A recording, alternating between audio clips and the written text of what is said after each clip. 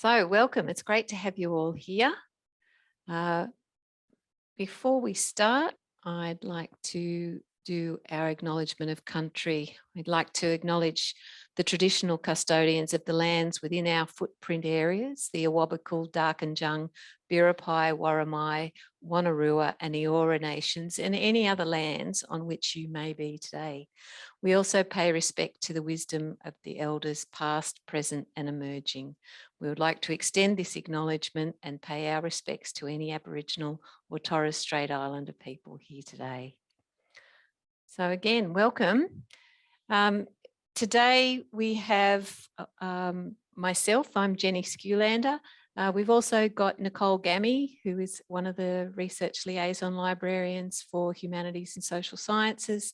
And also we've got Michael Paver here, who is going to be monitoring our chat, and he's one of our teaching and research support librarians. So again, welcome. If you have any questions throughout the presentation today, we're more than happy for you to put that in the chat. And also we'll come back and do some more question and answer at the end as well. So let's get started. So each of the colleges that are at the university has a research liaison librarian that can assist you with all kinds of things on your way through your research journey. So have a look on here. Nicole and I are the research librarians for Humanities and Social Sciences, and you can see that Nicole and I have the different schools and colleges broken up between us. But there is also a research librarian that covers well, there's two that cover the other health schools and colleges. So these are the people that you will go to. And you can see that there's a link down the bottom to the library homepage where you're able to contact those people. So what I'll do is I'm just going to stop my camera and I'll keep going. Make it work. Okay, so the kinds of things that we're going to be able to help you with, we're available for consultations and training sessions, either face-to-face or online, whatever's going to work best for you. We're also a central point of contact for the library. So if you've got any questions that you're not quite sure about the library, get in contact with either Nicole or myself and we'll be able to help you with any of those. There's also lots of support and advice that we can give you on planning any of your literature searches and your research on the way through. And as I said, there's that ongoing support throughout the entire research process. So we're here to help you with anything to do with finding information, structuring your information, organising your information, all those sorts of things. We can help you with that. We can also provide support for Endnote, which is the reference management citation, citation management program that we recommend that any of the academics and researchers use. Also, we can give you some advice on making sure that your research profile is the very best that it can be, because once you've done all this research, you want to make sure that everybody knows who you are and what your research is about. And then that leads into the next section about the strategic publishing, that you want to make sure you're publishing your work in the very best places. So I'll hand over to Nicole, who will talk about the next bit.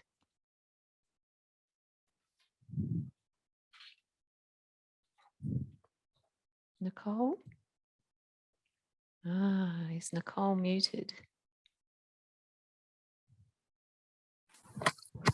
You're right, Nicole? Is that better? Yeah, can hear you now. That's okay. My headset must be having a very bad day. It's not the first time I've been caught today with a headset that doesn't want to work. So I just mentioned that Michael's putting the links in the chat too, and we'll have the links on the at the end of the presentation as well, which we will provide to you and anyone else who's registered for today's talk. So in terms of what we can do, we can help you in terms of your developing search strategies. So we've got a few, I guess we could say, weapons of choice about how you might go about pulling apart questions that you need to have a look at and to find information. Finding and using the databases. So while you might have a couple that you often use, there might be a few others that we've got access to that could be relevant. So happy to provide suggestions on that front. Often with a lot of when you do your searching, you only find the reference. So we can also help you finding the full text documents.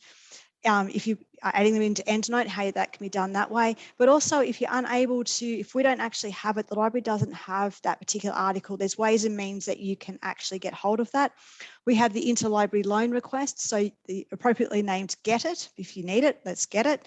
And also the bonus system for books. So please don't hesitate to use either of those services. If you come across something that the library doesn't hold that is essential or be very helpful with your research, by all means, you're welcome to put a request in through those services. We can also help you with looking for other places. Certainly with the humanities research, been involved with finding grey literature and that sort of thing. And we've got a few options about and places that we can direct you to that might help you out in finding some more information in that field as well, not just the conventional bits. Love nothing more than a challenge about having to go and find something. It's quite nice. So from here, the other thing we can do is we can help you and students with referencing. So in terms of working out referencing styles, some of the curlier questions. The never-ending battle with Endnote, and as you may be aware, we've just upgraded to Endnote 20. So please have a look at our new referencing guide in relation to that for the Endnote. That will give you plenty of information, but if you've got any queries or you're finding things don't quite look the same when you're struggling to work out how it looks or how it works now, please get in touch. We can also help you with the basics of copyright, and if we're not too sure the answer to your question, we have a copyright advisor and we're more than happy to donate him a few questions. And also we're looking the data management tools as well. We can help you out with some of those elements as well. We're also putting together a researcher toolkit, which you'll hear about in the months to come, where a lot of this stuff will be there as a one-stop shop, as well as the library website pages as well. So the other thing we can help you with here too is the researcher profile, as Jenny mentioned earlier. Really important. It takes a long time to put together research in any format. So whether you're talking about a non-traditional research output or whether you're talking the traditional journals, the journal article type things. What we need to do is get the word out there about what you're doing. So there's various ways that we can do that. So we can help you with your neuro profile. So you can put non-traditional research outputs into neuro as well. So please, if you're not too sure how to do that, ask us. We can show you the joys of getting that in. The other thing too is that you can also put it up for review so that it can actually be considered at an era level, as an era level quality output as well. So please, again, if you're not too sure how that works, get in touch and we can show you about that one.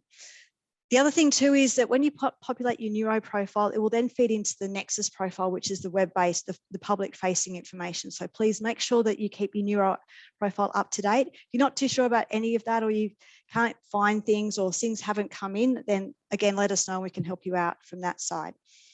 We can also provide advice on where to publish if you're thinking about, or you've got something that's a little bit different. I had a lady a couple of weeks ago who had some, I guess, a different type of non-traditional output and was looking for other options about where to publish that. So she's looking like she'll split it. She'll talk about the methodology, will probably go into a journal article, but then we had a look at some of the other options that she might have to look for publishing things. And one thing that may come out of that project is a website, because she's got some mapping stuff, which would be lovely to be able to do that sort of thing too. The other thing, another place that you can look to publish is through Nova, which is our open access repository. But please, before you put stuff into Nova, certainly the actual article, make sure that you're not going to breach any publishing contracts or what version you put up. So if you're not too sure, please again ask, and we can make sure that none of us are going to get into a spot of hot bother about that. The other thing that we can do is also help you out with things like Scopus and Web of Science, because they create researcher profiles within those, which actually then be linked to your ORCID profile. So please, if you haven't got an ORCID, apply for one. It's free and it will follow you throughout your research journey. And if you link that to neuro, that means then that things will be populated and you won't have to actually do lots and lots of work about entering heaps of publications. So the other thing too that's going, that we've got around at the moment in terms of an initiative is all our open access opportunities. So what we've got in relation to that is there's two bits. So I'll start with the left-hand side of the screen.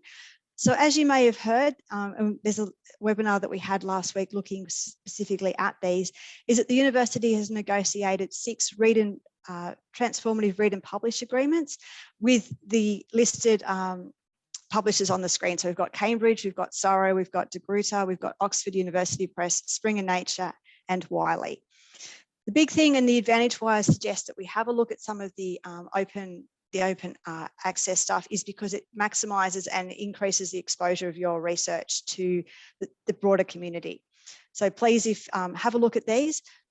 There is a couple of things that you need to be aware of. It's not every journal that those publishers put out. They're picked and choose which ones that they will let us publish in. So there's actually a combined list at the bottom there, which has all of the journals that are listed in, that are available under this particular initiative. The other thing that you need to understand too is that there are some caps on some of the publishers.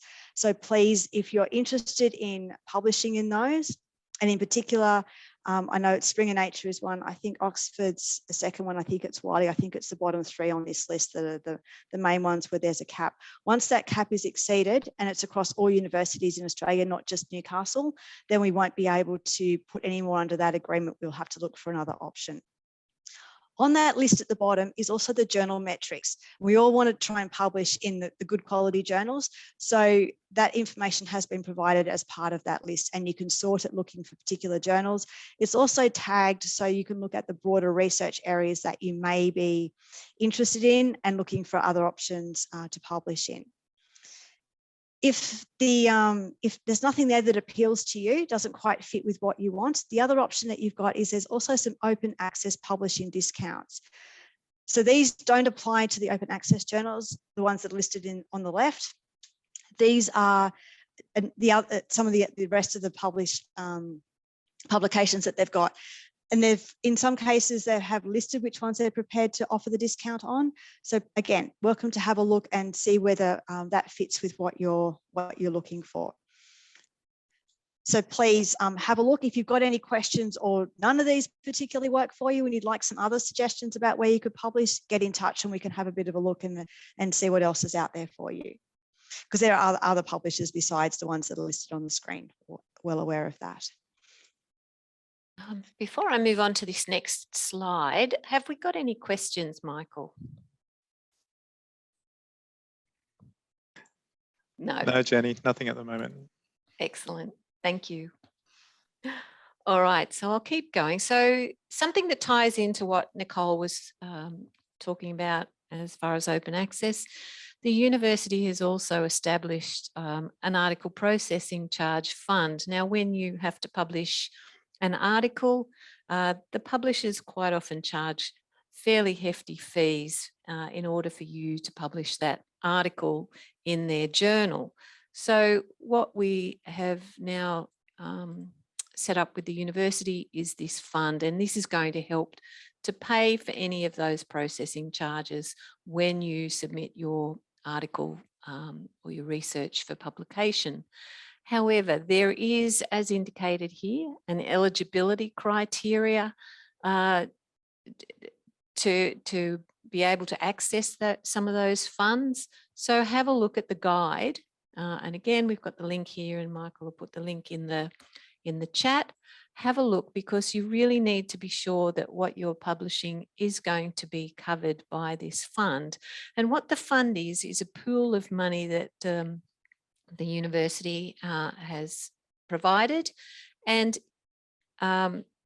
it's been divided up between the 3 major colleges within the university, and you can apply as part of the Humanities college to access this fund. If we haven't got anything, so we go back to the previous slide. So if these open access transformative agreements or these open access publishing discounts don't apply, the third option is to apply for some help with this APC fund. But as I said, there are fairly strict eligibility rules surrounding submitting something and having it paid for through this article processing charge. But again, you come and talk to us and we can help you with any of those questions. Sorry for all the pop-ups. So the next thing that I want to talk about is, so, you know, you've done your research and you've found ways to publish it. The next thing you want to be sure is that you're finding out how your research is being used, or the kind of impact that your research is making out in the wider world. So as you can see from this slide, the publication metrics reports that can be generated from that information about how often your research is being used or cited or viewed can be pulled together into a report that can be really helpful for, you know, some of those reasons on the screen. It can provide evidence for your performance in your research field. When you're applying for grants and academic promotions, having that kind of metrics report available is a great way of promoting yourself. You can also use these reports to identify who are the key researchers and what are the research trends in your field. You can also use these to find out who can you collaborate with, who is also researching in a similar area. And you can also ascertain, again, who's using and citing your research. And it's also a wonderful way to benchmark yourself against your peers. Now, these different things that we've got noted on the screen, they're the different tools and databases that can be used to generate those research metrics. Now, with humanities and social sciences research areas, sometimes it's a bit hard to draw a lot of really good information together into a metrics report. So there are some other tools that we can use, like something called Altmetric Explorer and Dimensions, are the alternative metrics databases that can draw together a whole lot of information and tell us, you know, who might be tweeting about this, or who's, you know, what's been added to a patent, or what has been used in a government policy. Those sorts of things can actually be tracked and they can go into these metrics reports. And also Google Scholar is another way that you can be tracking the use of any of your research as well in a non-traditional way. So it's the non-traditional research outputs that are sometimes a little bit harder to find in these big databases like Scopus and SciVal and Insights. But certainly there are ways of being able to create a metric report that will promote you in the best possible way. And again, we can help you with that. So don't ever hesitate to come to us if you're needing some of those metrics reports put together. So, sorry, just click on here. So as I said at the beginning, we're able to meet with you at any of the locations, or we can meet with you via Zoom. And Nicole and I are more than happy to do whatever we can to support you along the way. Now, the other thing at this stage I want to just highlight to you is that there are going to be some more of these kinds of sessions being held. And coming up next week, I think this session's actually filled up, is an introduction to Endnote, but we're holding another one on the 22nd of April. But you can see that we're going to extend that out. So this is an introduction to Endnote, and this is just that next step. Again, For those of you that are looking at doing systematic reviews in a kind of maybe health area, and humanities certainly does cross over into health. There's a lovely interdisciplinary kind of relationship that happens between humanities and health. Covidence is a program that you would be using to help with your systematic reviews. And then the Know Your Rights is all about copyright. So again, these are upcoming sessions, but if you go to this link, and Michael's put it in the chat, there'll be a whole lot of other things that you'll be able to look at as well. So what I might do now is I'll actually go to the library homepage. So I'll just get that up. And I'll just navigate around so that you can start to see where some of these resources are that we've been talking about. But again, before I head off into the library homepage, are there any questions? Yes, there is a question in chat, Jenny. Will there be any hands-on sessions run at Arimba?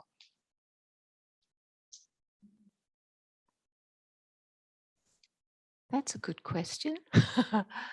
At this stage, we haven't got any hands-on sessions scheduled for Arimba, but now that you've flagged that, we will certainly look and see if we can organise something. Yep. Oh, I've made a note of that. Thank you for that. Was there a particular session that you were looking at, Maureen?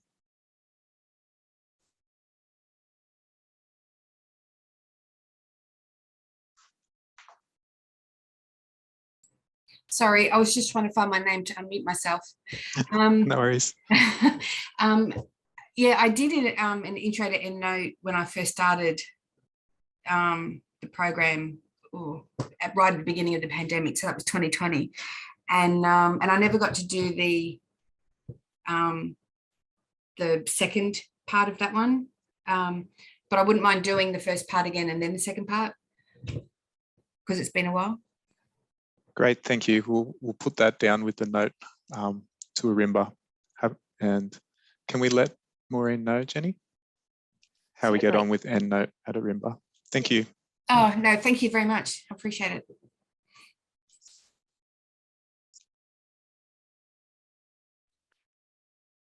Okay, and Maureen, if you were ever in need of help with Endnote, again, Nicole and I are able to do a whole lot of things over Zoom. I know it's not quite the same as meeting face to face, but we can certainly help you.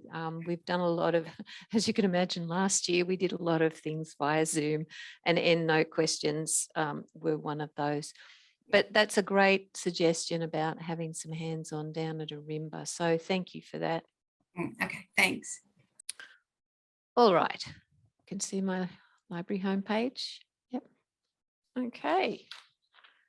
So the library homepage is going to be an amazing source of information for you, and everything that you access from the library homepage is going to be free. While you're here at the university, you don't have to pay for anything. So if you come across something that's demanding that you pay $14 for this article, you say no, thank you, and you come and see us, or just to have a closer look on the library homepage to see if you can find it.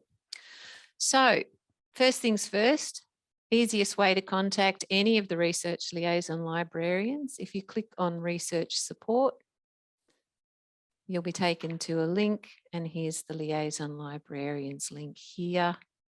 And we're the research liaison librarians. So we're the ones that will be helping any of the researchers or academics doing researches, postgraduates. We have teaching liaison librarians who are the ones that support any of the any of the undergrad courses. As you can see, they're helping with the learning and teaching curriculum and all those kinds of areas.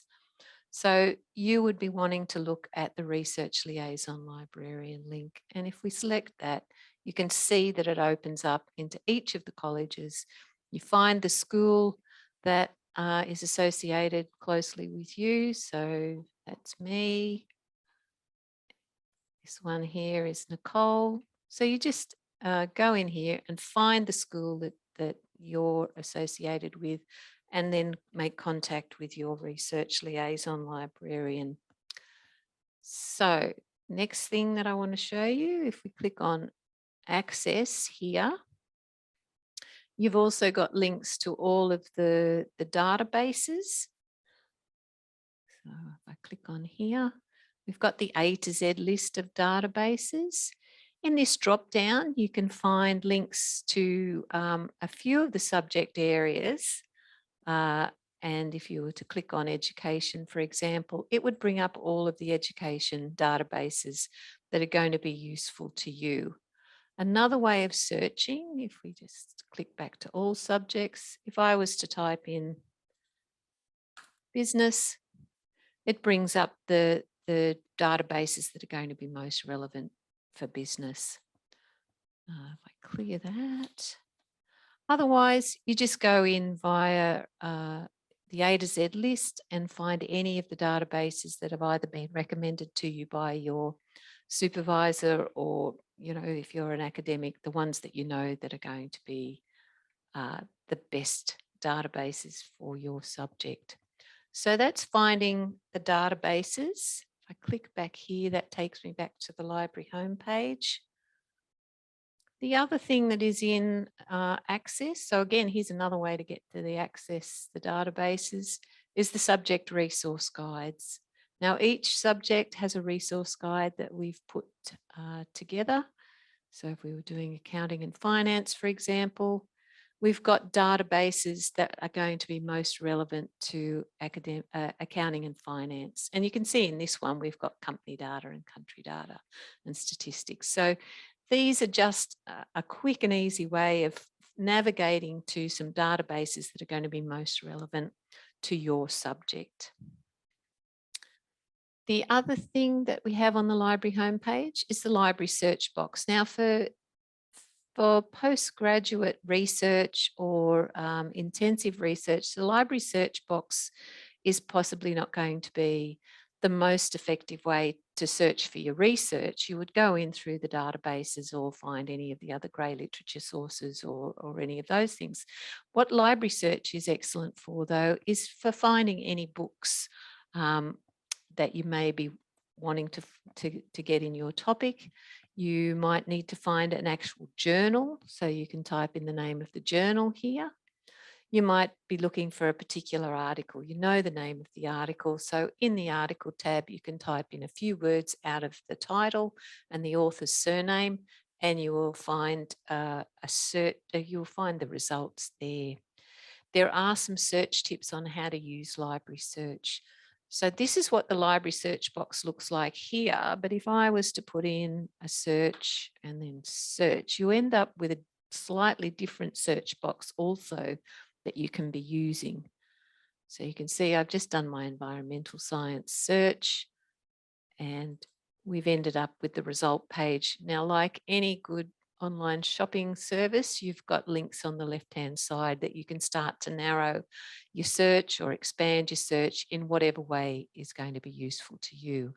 If you wanted to start an entirely new search, clear everything by clicking new search, and this is the box that you end up with. You do have an advanced search option here, which allows you to do some more detailed searching. You can search by content type or discipline or language, and then you can limit to certain different things, exclude things, and then search that way. So that's using library search. Go back to the library homepage again. Next thing that I wanted to be showing you is where you can find things like the referencing guide, evaluation tool. So you click on the Learn icon. You can see we've got a referencing guide here. We've got a resource evaluation tool. And here's the link to where you will find all of the upcoming webinars and seminars and workshops. So if we were to click on that and go to the calendar, and you can see this is all of the library webinars, but what we're wanting to find is anything to do with research. So in the drop down, researcher and HDR student workshops. And we've also still kept the library webinars, so some of those will be of interest. And you can see there's our list. So here's today's. This is where you registered. And this is where you can register for any of the others. All right, so again, go back here. So that was on the library homepage. Click on Learn, and that's the classes. For the referencing guide, there's multiple ways. Oh, that's a bit embarrassing. I'll find the referencing guide for you elsewhere. So you've got there will be another link to the referencing guide. I apologise for that. Things moving. It's on the left, Jenny, in the bottom of that list. Down in the left now. On the Learn list, it's on the bottom of that. Ah, there we go. There we go. There's our referencing style guides. And you can see here are some of the other most commonly used ones, but APA 7, Chicago and Vancouver can be quickly accessed this way. You've also got a link to the Endnote guide here. And that Endnote guide is going to be really helpful to you. We've got a guide that's got lots of information through these tabs down the side. But also if you click on this link, it will open up a really nice PDF help guide as well. There's also some videos on here to help you. These are nice short videos on getting started with Endnote and some of the other guides. So this guide is going to be really helpful to you using Endnote all the way through your degree, your postgrad studies, whatever studies you're doing. Okay, so what else are we looking at here? So do some investigating through here. One of the other places that you can be looking at is the borrow icon. We click on here. The borrowing from other libraries link will take you through to, and it doesn't matter which way you go, will take you through to the information about bonus and also Get It, which Nicole will talk about a bit more in a minute. Okay, so Nicole, I'll let you keep going. Okay, one of the other things I wanted, or like Jenny to navigate to for me, please, is the researcher support pages, please.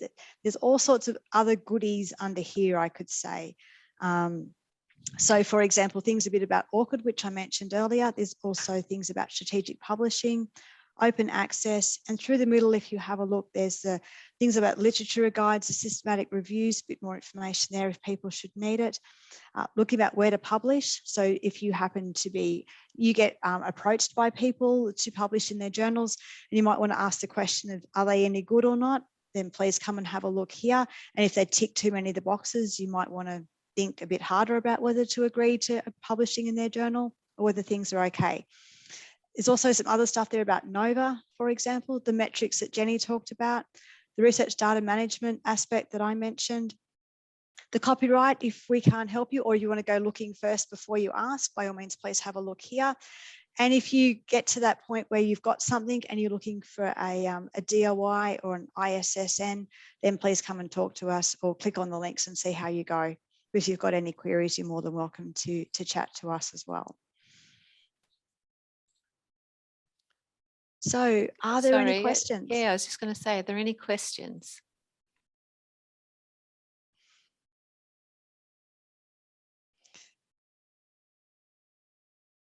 The recording should be available early next week because the lady who's doing it is on leave today. So she will get it and no doubt forward it out to everyone. Yes, and if for some reason it doesn't come, as I've said, always get in touch with your research liaison librarian and we can always forward anything to you as well. We can also give you a copy of any of the PowerPoint slides as well, because on the end slides, we've got links to everything as well. Okay. Did you want to look at anything else, Nicole?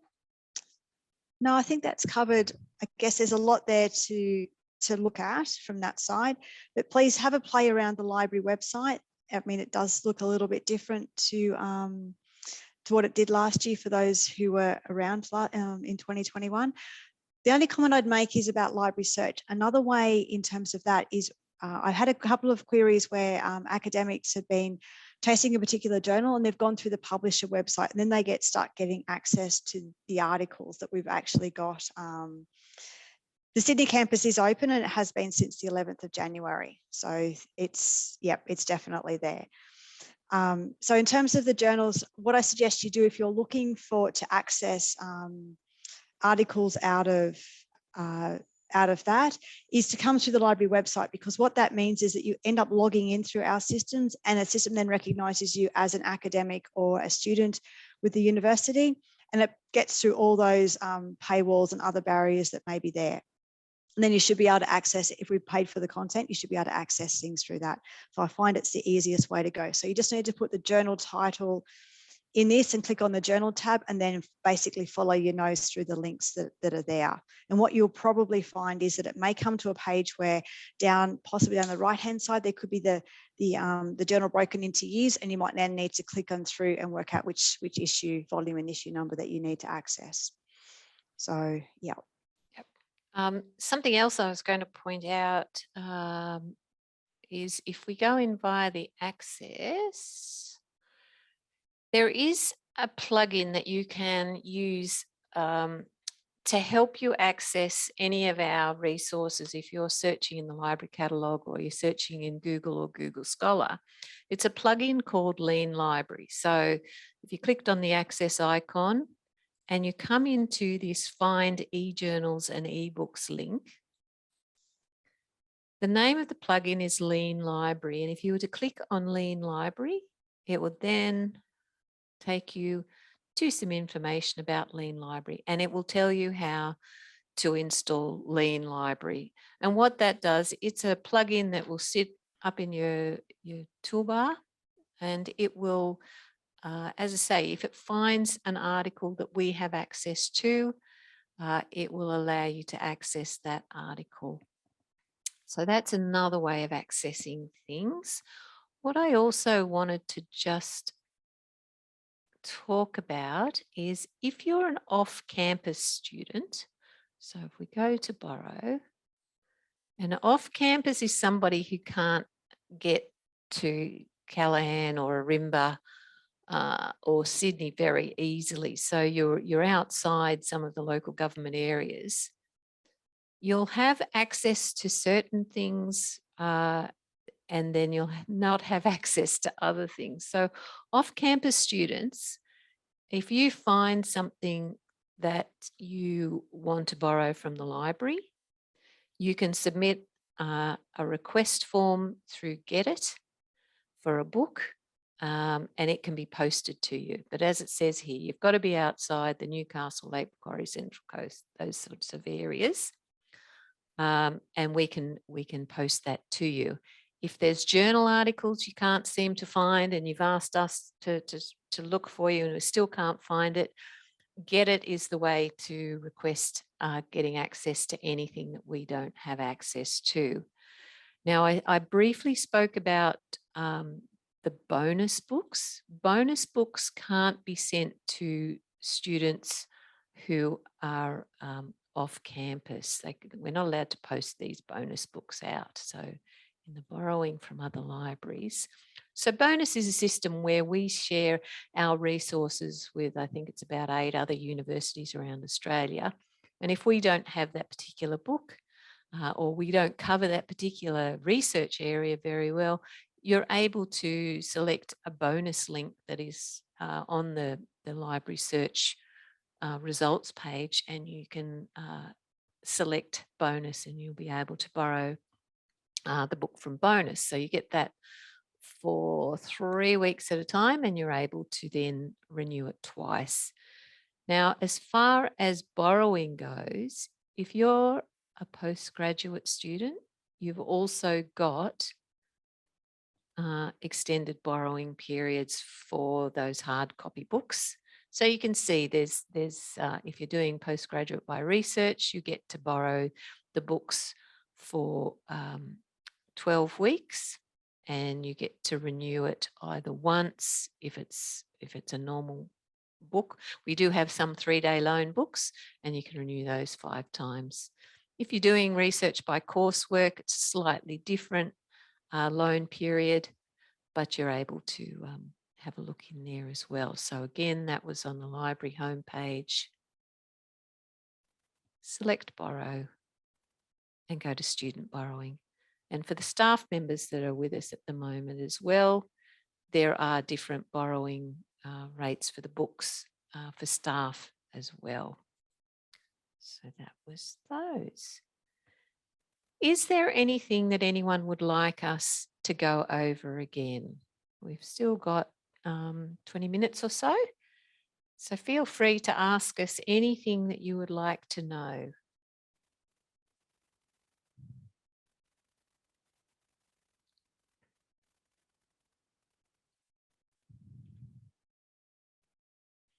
That's okay. While you're thinking about that, we do have a feedback form. Michael will put the link to that in there. It would be great if you could fill in this feedback form, because it's going to help us to know exactly what you like. So Maureen, this is where you can put in your suggestion about having some sessions down at Arimba, which is a great suggestion. So I'd really encourage you to complete this form if you could do that for us. Just if you want to copy that link. And that's a way of us being able to provide things that are really relevant to you.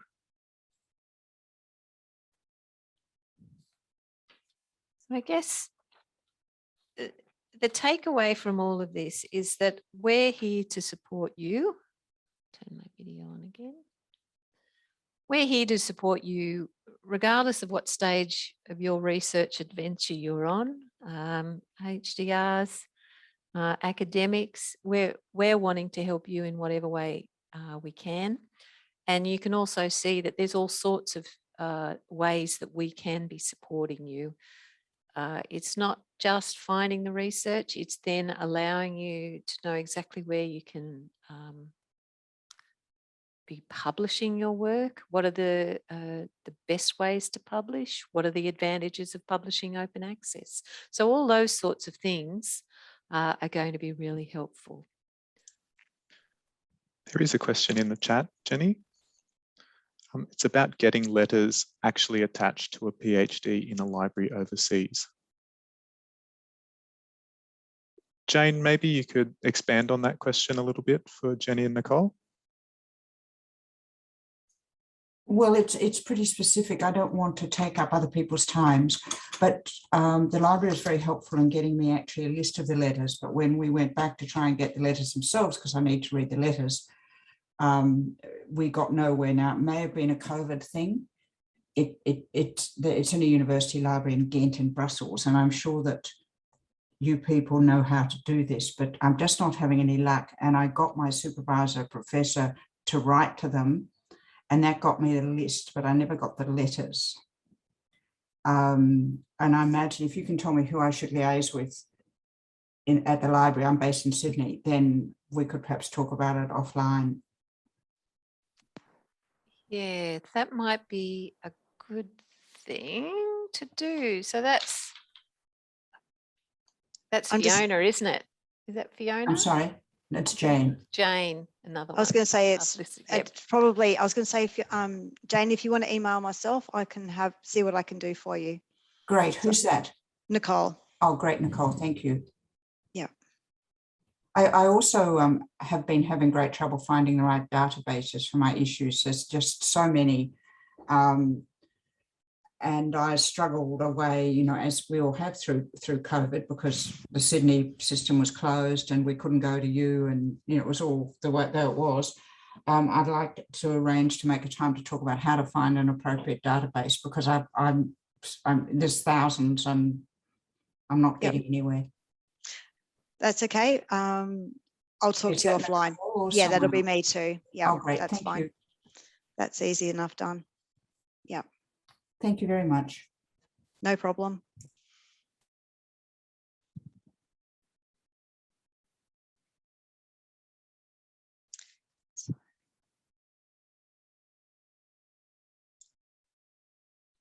Yeah, so that's everyone's contact details. But yes, certainly, Jane, get in contact with us. We will do our best to try and find some of these things. Some things are a little bit obscure, but you know, we can do our best to find that information that you're after. Okay, so Nicole, was there anything else that we needed to cover? No, I don't think so. I think you've pretty well reiterated the message that if you've got a query and you're not too sure who's the best person to get in touch. I know I've had a number of queries about ordering books or ordering items for the library. Please get in touch and we can always either flick it on for you or say, look, can you please contact so-and-so, that they're the best people to do this. But happy to do that. So just get in touch, drop us an email. We can take it from there, work things out. Yes. Yeah. Yeah. And as I said, we're the central point for you, central contact for you for the library. So if we don't know, if it's something that we can't personally do, we know exactly who we can forward you on to. And even if there's questions about the mysteries of the university, sometimes we can help you find the right area in the university as well. So, but I encourage you to look at the library homepage. There's all kinds of wonderful information linked on there. There's a lot of information simply from this researcher support link that will take you out, as Nicole said, to many wonderful places. Something I forgot to mention is in this research guides area, we've also got a thesis and dissertations LibGuide, which gives you the link to how to submit your thesis, but also there's some wonderful links about thesis writing and all the things that you may need to know about thesis, also how to find thesis as well.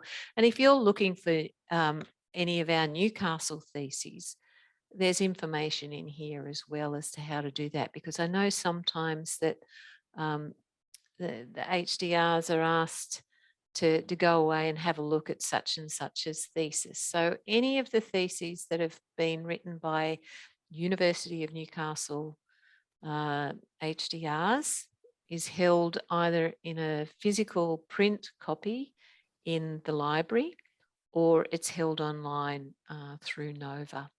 And there's information on this page on how you can search and find those particular things. So again, that was just on the library homepage in the researcher support icon in the research guides. Bookmark the library homepage somewhere as well, because it's an easy way of jumping in and out of all of the research sources that we have in the library. And as we said, if you're accessing it from the library, it's not going to be costing you anything. If you can't find it on the library homepage, there's lots of other ways of accessing things without you having to pay for it. So I'll just put that up again. And if there's no other questions, I think we'll say that's it for today. And thank you so much for coming and joining us. Again, make sure you go and have a look at the other upcoming webinars that we've got. Some will be face-to-face and some will be via Zoom. Each of them require a registration of some sort. And that can be done via that page that I was showing you before.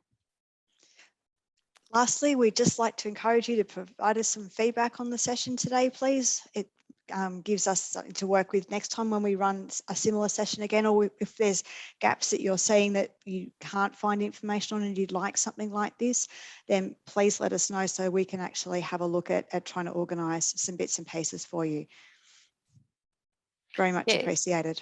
Yeah, And these webinars all came out of students giving us feedback on what they wanted. So you're the ones that can help us decide what's going to be the best for you. We could come up with all sorts of fancy ideas, but it's you that are the ones we're trying to help. So you come up with the ideas and we'll do our best to put them into place for you.